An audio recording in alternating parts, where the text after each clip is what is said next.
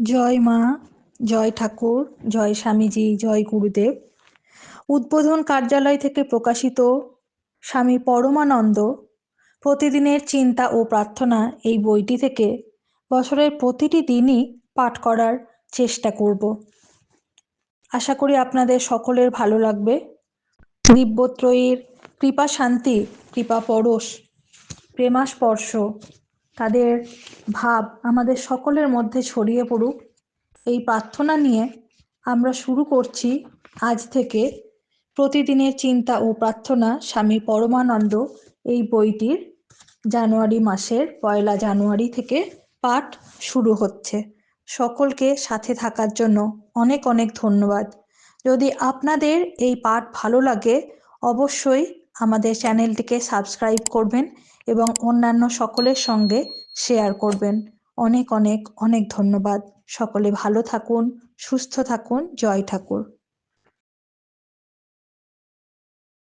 ঠাকুর, মা এবং স্বামীজির কৃপায় ফেব্রুয়ারি মাসের পাঠ খুব সুন্দরভাবে সম্পন্ন হয়েছে। হ্যারো জীবনের এই সুমিষ্ট স্তবক উদ্ঘাটিত করিতেছে সে সৌন্দর্য। সৃজিত হয় না যাহা মৃত্যু ধর্মা হস্তের ছোঁয়ায়। দেখিতে পাই না যারে আমাদের এই আঁখি দুটি। ইন্দ্রিয়ের অনুভূতি পারে না ধরিতে যারে, তথাপি গোচরীভূত অনুভূত তাহা শুধুমাত্র শুদ্ধ ইন্দ্রিয়ের। হে পুত পরমা শুদ্ধি, স্বর্গের আলোক, পূর্ণ কর জীবন আমার স্বর্গীয় সে দীপ্তিতে তোমার। এই দেহ মোর, সকল ইন্দ্রিয় আর যাহা কিছু নিরর্থক জীবনে আমার রূপান্তর ঘটাও সবার। লহ মোরে একান্ত আপন করে তব।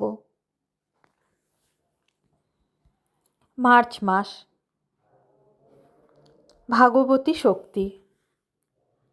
তোমার মনকে আমারই চিন্তায় পূর্ণ করো।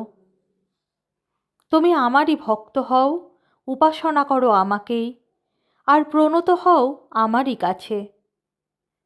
এইভাবে তোমার হৃদয় আমাতে দৃঢ় নিবদ্ধ হলে আর আমাকে তোমার পরমাগতি ভাবনা করলে তুমি আমারই কাছে আসবে।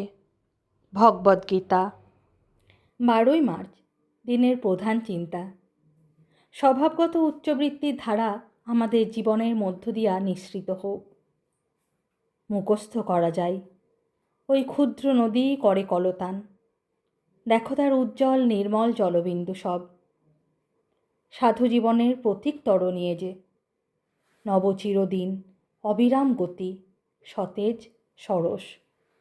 জন্মিল সে অফুরন্ত এক পূর্ণ উৎসমুখে, নবীন উজ্জ্বল কলস্বর। উপদেশ। প্রথম যখন আমরা ধর্মজীবনের পথে চলিতে শিখি তখন কেবলই চারিদিকে অন্ধকার দেখি, কিন্তু সজাগ পুরুষ যিনি, তিনি দেখেন সেই পথ উজ্জ্বল এবং ঈশ্বরময়। আমরা অন্ধকার দেখি, তাহার কারণ এই যে আমরা নিজেরাই সেই আবরণ সৃষ্টি করি।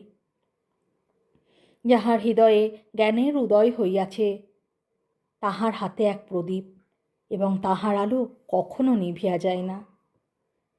আমরা যখন চারিদিকে অন্ধকার দেখি তখন যদি বুঝিতে পারি যে ভগবান আমাদের রক্ষা করিতেছেন, তবেই আমরা আলোক ফিরিয়া পাই। প্রার্থনা। এত কাছে তুমি ওগো সনাতন দেবতা, তবু আমি তোমাকে দেখিতে পাই না। তুমি কথা কইতেছ, তবু আমি তোমার কথা শুনিতে পাই না। আমার চক্ষুর আবরণ বিমোচন করো প্রভু, যেন আমি তোমার পূর্ণ আবির্ভাব দেখিতে পাই। আমার কর্ণদুয়ার খুলিয়া দাও, যেন আমি তোমার গলার স্বর শুনিতে পাই। তোমারই সাধনায় আমাকে অক্লান্ত হইতে দাও, একাগ্র করিয়া রাখো, যেন আমি চিরদিন তোমারই আলোকে বাস করি এবং তোমারই মধ্যে আমার আনন্দ ও শান্তি খুঁজিয়া পাই। ওম শ্রীরামকৃষ্ণার্পণমস্তু।